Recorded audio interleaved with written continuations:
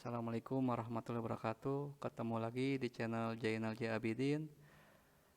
Semoga teman-teman semua dalam keadaan sehat dan mungkin yang jika ada yang sedang isoman, mungkin semoga cepat pulih ya. Semoga cepat pulih dan bisa beraktivitas kembali. Oke, di video kali ini saya akan membahas tentang hal-hal apa aja sih yang harus diperhatiin ketika kita belajar bahasa pemrograman ya, pemrograman. Itu di sini saya coba uh, saya coba rangkum menjadi empat hal ini yang harus kita perhatiin dalam belajar bahasa pemrograman ini. Itu satu itu tentang tag dan rule. Tag dan rule itu maksudnya tag itu penamaan di setiap script dalam bahasa pemrograman. Ini contoh yang saya pakai ini adalah HTML. Nah, dalam program HTML setiap awal program kita harus diawali dengan tag, yaitu tag HTML. Ini contohnya. Ini tag HTML diakhiri dengan tag /HTML, dan untuk body dari script itu sendiri dengan body dan HTML diakhiri juga dengan kelas body. Pembukanya hanya body, tutupnya dikasih slash. Nah, kalau untuk PHP itu dia dimulai dengan tanda tanya PHP dan diakhiri dengan tanya tanya. Oke. Kalau untuk JavaScript dimulai dengan script, diakhiri dengan slash script. Ini contohnya, ini JavaScript. Oke, jadi itu yang harus diperhatiin. Apakah bahasa pemrograman itu mengharuskan menggunakan tag atau enggak? Oke. Terus selanjutnya ini tag-tag ini yang diperhatiin. Seperti ini H2 nih, H2 untuk huruf besar ya. Header, ini header nomor 2 P, ini sama diawali dengan tag P dan diakhiri dengan tag P. Ini untuk penulisan program HTML. Oke, dan untuk rule sendiri, rule ini berbeda-beda ya. Rule tiap bahasa pemrograman ini berbeda-beda. Jadi ini harus kita perhatiin. Contohnya ini pertama, ini rule tentang masalah case sensitive atau case insensitive. Jadi dalam program itu dia itu case sensitive atau enggak. Maksudnya case sensitive ini ada kita harus memperhatikan huruf besar atau huruf kecilnya. Jadi huruf besar akan dibaca berbeda jika ketika kita ditulis dengan huruf kecil. Contohnya kalau di HTML ini case insensitive ya. Jadi kalau kita nulis tag, kita coba ya. Nah, kalau kita nulis tag HTML, kalau kita tulis tag HTML ini, kamu kita tulis dalam huruf kecil semua atau huruf besar semua, itu nggak akan masalah. Karena HTML itu case insensitive, dia nggak sensitif dengan huruf besar atau huruf kecil, jadi bebas. Nah, untuk PHP, di PHP ini dia agak unik nih, karena dia partial case sensitive. Jadi dia bisa ada case sensitive dan case insensitive. Misalnya kayak penulisan variabel. Kalau kita menulis variabel misalnya dengan variabel name nih. Contoh di sini ya, kita pakai contoh variabel name. Kalau kita kemudian panggil di bawahnya dengan n-nya huruf besar, dia akan nggak ngebaca variabel name ini. Dia akan membaca variabel name yang berbeda karena n-nya huruf besar. Itu untuk PHP. Tapi untuk yang PHP juga yang nggak memperhatikan case sensitive atau case insensitive ada juga, yaitu di functionnya, di function atau penamaan kelas. Dia nggak merhatiin case sensitifnya. Jadi itu PHP. Jadi PHP dia parsial ya, bukan totally ya, bukan totally case sensitive atau case insensitive, bukan totally case sensitive, jadi dia parsial. Nah, kalau untuk JavaScript, nah JavaScript ini dia totally case sensitive. Kayak misalnya class car ini. Nah, class car ini C-nya harus huruf besar di awal. Jadi kalau kemudian nanti kita memanggil class car di function berikutnya, kalau dengan huruf C-nya kecil, dia akan error. Dia akan nggak mengenali class car yang kita panggil karena class car yang sudah kita buat ini C-nya besar, bukan huruf kecil. Begitu juga dengan variabelnya dan function yang lainnya. Nah, kayak penulisan dokumen .get element by ID. Nah, ini harus sesuai. E-nya huruf besar, B-nya huruf besar, I-nya huruf besar. Jadi ini for statement ya, for statement ini dengan huruf besar. Oke, tapi dimulai dengan huruf kecil. Dokumen get element by ID. Get-nya huruf kecil dimulai, elemennya huruf besar, B-nya huruf besar, I-nya huruf besar, atau disebut juga camel case ya, penamaan dengan camel case. Oke, selanjutnya yang diperhatiin dari sisi rule ini adalah tentang penggunaan tanda baca. Nah, penggunaan tanda baca ini juga nggak semua bahasa program sama ya. Contohnya di PHP ini setiap akhir script harus diakhiri dengan titik koma. Tapi untuk JavaScript bisa nggak pakai titik koma, bisa juga pakai. Oke. Dan penulisan titik atau plus. Nah, ini biasanya untuk string ya, untuk operasional string ini. Untuk plus dan titik dan plus ini. Oke, lanjut. Untuk berikutnya yang harus diperhatiin dari sisi rule ini ada kurung kulawal atau kurung buka tutup. Nah, kurung kurawal ini atau kurung buka tutup ini biasanya digunakan untuk pembukaan sebuah kelas. Kayak ini contohnya kelas. Setiap kelas itu dibuka dengan kurung kurawal buka dan diakhiri dengan kurung kurawal tutup. Nah, terus atau fungsi titik kurung buka tutup juga sama. Ini dia biasanya digunakan untuk untuk selektor kalau di JavaScript. Kalau JavaScript untuk selektor atau untuk fungsi bisa juga. Oke.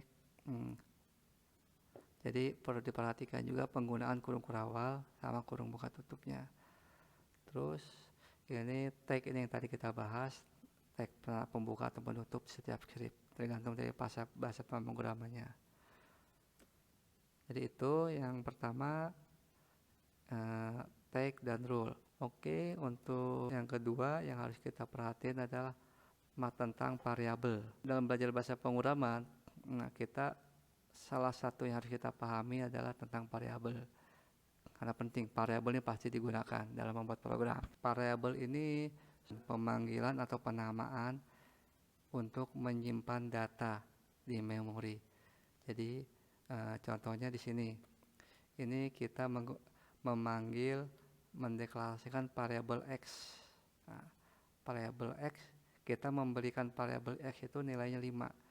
Jadi kita menyimpan nilai 5 dengan nama X di variabel X gitu. Yang dari variabel ini yang harus kita perhatiin adalah pertama, cara mendeklarasikannya. Setiap bahasa pemrograman beda-beda cara dalam mendeklarasikannya. Contohnya ini JavaScript. Kalau JavaScript, cara mendeklarasikan variabelnya seperti ini nih. Var dimulai dengan dengan huruf var, baru variabelnya apa? X. Nilainya berapa? X sama dengan 5. Var Y sama dengan 6. Var Z sama dengan X plus Y. Nah, jadi variabel Z ini dia sudah merupakan hasil perhitungan aritmatika dari variabel X ditambah variabel Y. Ini untuk pemanggilan variabelnya kalau di JavaScript tinggal tulis aja jet gitu.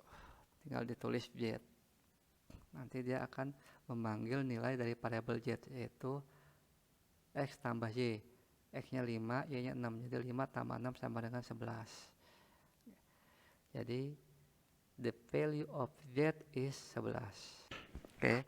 Ini tanda plus ini yang saya bahas sebelumnya, yaitu di rule ya. Nah, ini plus ini digunakan untuk operator string. Nah, di sini dia digunakan untuk menggabungkan the value of s is plus z. Jadi nanti saat ditampilin dia jadi satu. The value of z is 11 gitu. Oke. Kemudian untuk variabel yang perlu kita perhatikan yaitu tipe data itu sendiri. Jadi variabel itu pasti mempunyai tipe data. Nah, tipe data itu bisa integer, float, string, boolean, atau array. Oke. Yang saya tunjukkan contoh di sini adalah variabel yang mempunyai tipe data integer, yaitu 5 dan 6. Kalau float sendiri yaitu tipe data desimal, itu mempunyai koma 5,1, 5,2 atau pecahan ya. Terus ketiga tipe data string. String itu tipe data yang terdiri dari beberapa karakter atau berupa kalimat ya. Contohnya ini. Di sini nggak ada ya contohnya. Misalnya X sama dengan bahasa, Y sama dengan program. Variabel X berarti tipe datanya string karena memuat data bahasa. Gitu. Oke. Kemudian tipe boolean. Tipe boolean ini yaitu cuman ada dua data, itu 0. Boolean itu cuma ada dua tipe data, yaitu true dan false. Oke. Terakhir array. Nah, array ini dia tipe data yang digunakan sebagai stack ya, stack atau menyimpan kumpulan data. Jadi kalau kita punya menyimpan data lebih dari satu, misalnya list nama, kita ada 5 nama yang mau disimpan di dalam satu variabel, ini kita menggunakan array. Jadi dalam misalnya X ini array, misalnya variabel X ini array. Nah, dalam variabel X ini dia menyimpan 5 data string, itu 5 nama, ada menyimpan data 5 nama, si A, si B, si C, si D, si E gitu. Oke, ini dipelajari lebih lanjut ya, ini hanya pengenalan dulu. Terus yang ketiga dari variabel ini harus perhatikan jenis penulisan variabel itu sendiri. Nah, ini contoh yang saya show di sini ada cara penulisan variabel untuk JavaScript. Dimulai dengan var. Untuk penulisan nama variabelnya sendiri ada beberapa sini ya. Caranya itu tipenya ya, tipe seperti penulisan variabel dengan tipe camel case. Camel case ini diawali huruf kecil dan untuk kata kedua dimulai dengan huruf besar. Contohnya nama variabel. Nama, kata pertama ini nama, huruf kecil semua. Terus kata kedua huruf pertama dimulai dengan V. Jadi nama, V besar variabel, nilai variabel. Nah, kemudian untuk tipe penulisan variabel kedua, jenis variabel kedua yaitu snake case. Snake case itu penulisan variabel, nama variabel dengan dipisah tanda underscore atau garis bawah. Nah, ini contohnya nama underscore variabel, nilai underscore variabel. Yang ketiga adalah variabel tipe atau jenis kebab case. Penulisan variabel dengan dipisah oleh dash atau minus, contohnya nama dash variabel, nilai dash variabel. Terus yang terakhir adalah variabel tipe all caps, yaitu penulisan nama variabel dengan huruf kapital semuanya. Contohnya nama variabel, nah semuanya ditulis dengan huruf kapital atau huruf besar. Nah ini biasa tipe variabel ini nih digunakan biasanya untuk penulisan nama variabel bertipe konstanta. Konstanta itu biasanya dia bernilai tetap ya, seperti contohnya kalau di perhitungan bahasa pemrograman misalnya kita memberikan mendeklarasikan membuat variabel pi itu kan tetap, pi itu tetap 22/7 ya, atau 3,14 nilainya. Oke, lanjut. Mungkin ini contoh penulisan variabel di JavaScript ya. Kita lanjut ke berikutnya, yaitu nomor 3 yang harus kita perhatikan. Hal yang kita perhatikan adalah fungsi dasar. Fungsi-fungsi dasar. Fungsi-fungsi dasar dari bahasa pemrograman itu semuanya sama ya. Cuman beda dalam penulisannya aja. Dalam cara penulisannya aja. Jadi fungsi dasar di sini ada beberapa nih yang saya bahas, saya masukin ya. Sebenarnya masih banyak lagi, tapi itu beda-beda namanya dalam setiap bahasa program, masing-masing bahasa program. Nah kalau ini fungsi dasar pasti semua ada, cuman hanya beda cara penulisan. Yaitu pertama, fungsi dasar perulangan atau loop, yaitu for each atau while. Nah contohnya di sini untuk penulisan for di PHP seperti ini. For x sama dengan 0, $x sama dengan 0, $x kurang dari sama dengan 10, $x plus plus, kurung kurang buka, kurung kurang tutup. Nah isinya echo number is x, $x. Nah, ini contoh penulisan for di PHP. Berikutnya fungsi logika percabangan, fungsi dasar percabangan atau logika atau condition, yaitu if else atau if else if. Contohnya di sini, ini saya contohnya masih menggunakan PHP ya. Nah, ini contoh di sini ada juga nih contoh cara deklarasi variabel ya, atau penulisan variabel di PHP. Nah, kalau di PHP, kalau di JavaScript tadi dipakai var ya, var terus nama variabelnya. Nah, kalau di sini di PHP ini dimulai dengan tanda dolar, kemudian nama variabelnya. Di sini nih berarti kita mendeklarasikan variabel T. Isinya apa? Isinya date H ini hour. Oke. Nah, di sini contoh if di PHP penulisannya adalah seperti ini. If kurung buka, ini kita nulis logika if-nya di sini. Jadi if jika variabel T kurang dari 20, eksekusi ini echo semangat pagi. Nah, echo ini dia untuk output. Ini akan kita mencetak di monitor nih. Oke. Jadi kalau variabel T kurang dari 20,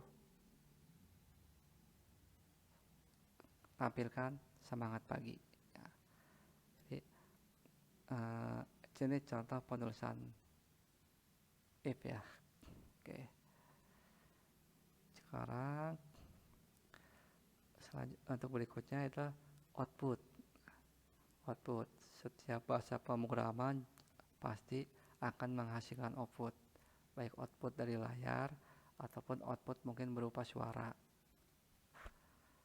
Nah, untuk output sendiri ini di sini sudah ada beberapa contoh ya di PHP. Nah, di sini kalau PHP ini dia echo bisa echo, bisa print R, bisa print F. Ini print R nih.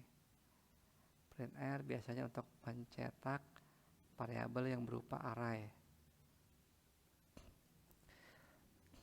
Tapi bisa juga untuk mencetak variabel biasa gitu, selain array. Oke. Terus yang terakhir itu fungsi dasar itu berupa input. Nah, input ini bisa bermacam-macam ya. Inputannya bisa dari keyboard atau dari POM. Nah, untuk dari keyboard ini biasanya ketika kita mengisi sebuah POM. Nah, POM sendiri itu, sedangkan POM sendiri itu bisa juga merupakan sebuah input. Jadi input untuk diproses kemudian. Nah, POM itu contohnya biasanya di HTML nih. Nah, di bawah ini ada contoh POM. Nah, ini dia. POM ini akan menghasilkan nanti output berupa POM isian di website ya. Website. Nah, ini akan berupa yang tampil tuh nama. Nah, nanti kita di sini mengetikkan namanya, dia akan tersimpan. Email juga kita mengetikkan email, mengisikan email, dia akan tersimpan. Begitu kita klik submit, data ini semua akan dikirim ke server. Akan menjadi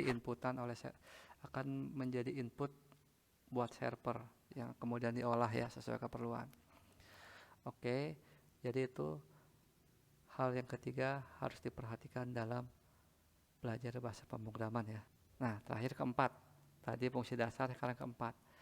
Keempat itu adalah operator. Nah, operator ini pasti dibutuhkan dalam setiap penulisan. Contohnya, dalam mendeklarasikan variabel sendiri, kita sudah menggunakan operator. Contohnya di sini sama dengan operator. Dan di sini yang kita lihat operator plus, itu operator aritmatika. Oke, kita lanjut ya. Jadi operator itu pertama aritmatika. Operator aritmatika itu yaitu plus, tambahan, minus, pengurangan, slash, pembagian, atau X perkalian. Nah, ini nih contohnya. Operator matematika di sini kita gunakan yaitu variabel X ditambah variabel Y. Nah, operator matematikanya plus. Oke. Nah, terus operator increment atau decrement yaitu berupa plus, yaitu interval untuk penambahan, minus 2 kali, interval untuk pengurangan, atau plus sama dengan, ini juga sama, interval penambahan, minus sama dengan, ini juga sama, interval untuk pengurangan. Contohnya di sini dia. Jadi variabel X sama dengan 10. Nah, echo tampilkan plus variabel X. Nah, ini nanti akan ditampilkan di layar adalah 11. Untuk selanjutnya operator string. Operator string itu berupa titik, plus atau tambah, dan ini lambang dan atau ampersand ya. Ini digunakan untuk biasa menggabungkan variabel berupa string. Ini contohnya. Variabel txt1 adalah hello, variabel txt2 sama dengan word. Kita mau menampilkan hello world, jadi echo variabel txt1 titik variabel txt2. Jadi nanti akan diambil di layar adalah hello world. Oke, ini untuk penulisan operator string di PHP. Kalau di JavaScript kita menggunakan plus dan n biasanya di Visual Basic ya. atau PBA. Oke, selanjutnya operator perbandingan. Itu lebih besar, lebih kecil dari, sama dengan, tidak sama dengan, lebih besar atau sama dengan, kurang dari atau sama dengan. Nah ini biasanya digunakan untuk di function logika ya, logika atau percabangan nih. Yang ini if else atau if else if. Contohnya ini, variabel T kurang dari 20. Oke. Kalau di sini kita pakai di sini nih. Variabel X sama dengan 100, variabel Y sama dengan 100. Variabel X tidak sama dengan Y. Apakah variabel X tidak sama dengan Y?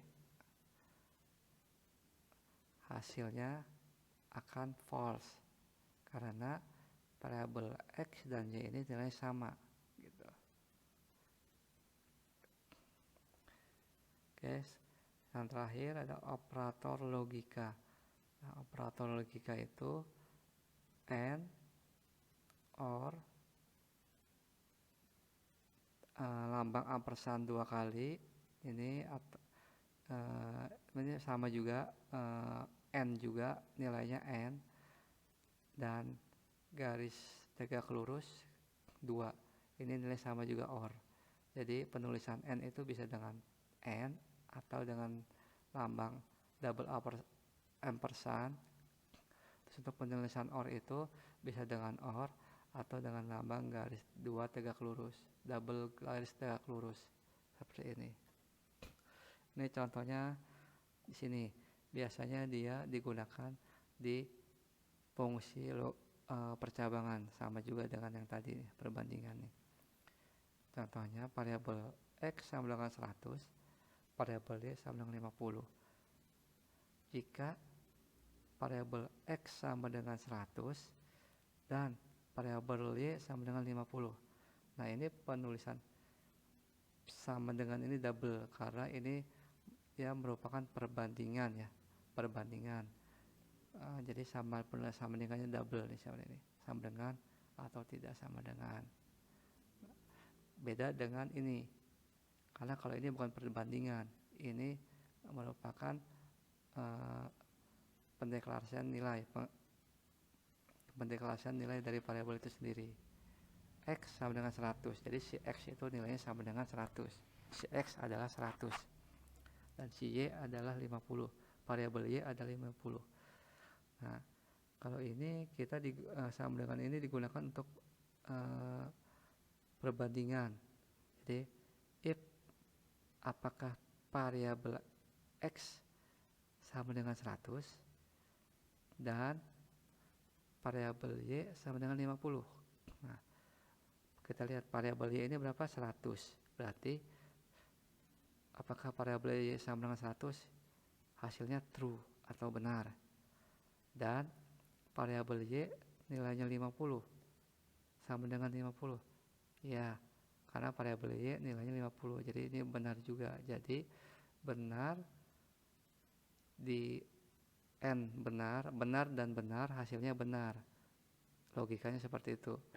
Jadi yang akan ditampilkan adalah, kemudian kita tampilkan ini ke layar, hello world. Nah, kalau di sini misalnya X sama dengan 50, NY sama dengan 50. Nah, jadi ini hasilnya akan false karena variabel X itu nilai 100 bukan 50. Jadi apakah variabel X sama dengan 50? Salah atau false. Dan apakah variabel Y sama dengan 50? Ini benar, true. False dan true nilainya jadi false.